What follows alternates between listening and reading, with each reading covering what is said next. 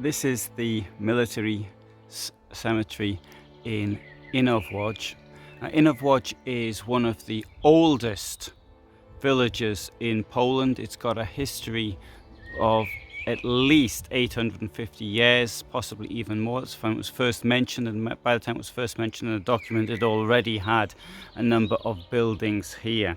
It's important because of its position on the Police River, which was a trading route once upon a time. And during the First World War, when this battle took place, where the people who are buried in this cemetery, at the end of December 1914, the village obviously was destroyed, rebuilt, and then it got destroyed again in 1939. And over the River Police, there was a brand new bridge. It was opened in 1914 and it got destroyed during the fighting.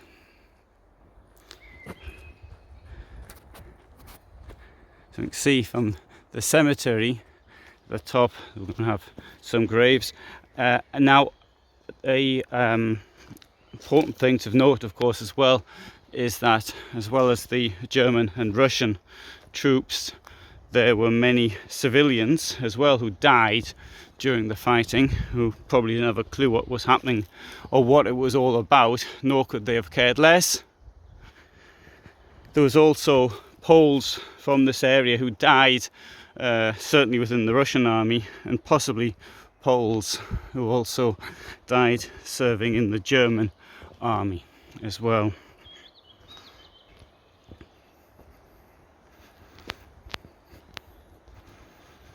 Although not as many Poles as you'd believe from the Polish flags put up here. Furthermore, the presence of a cross may represent the majority of the German troops, but there have been a significant minority of other religions in the Russian army, and of course the majority of Russians would have been Eastern Orthodox. Now, like many battles in the First World War, it wasn't a decisive battle, and the front stood here until May of 1915. Łódź, which is the largest town around here, was captured in December of 1914 by General Litzman, and he gave his name, or rather his name was given to the Nazi renaming of Łódź to Litzmannstadt. Litzman himself was a Nazi as well.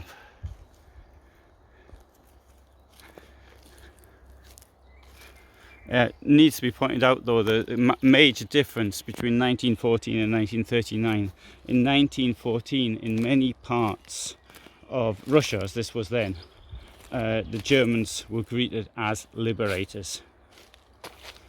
And we can see, for example, in old photographs or lithographs, for example, the above all Jewish population welcoming the Germans. But not just Jewish population. Many people having been dominated by the Tsarist regime for such a long time.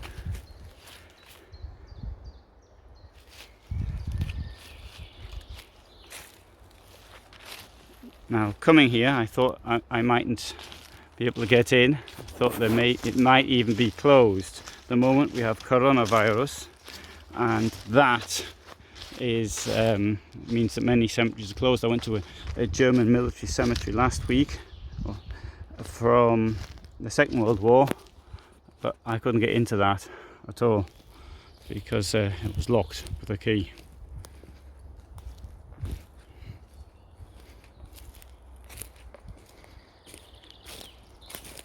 So the cemeteries above the village, as often cemeteries were positioned.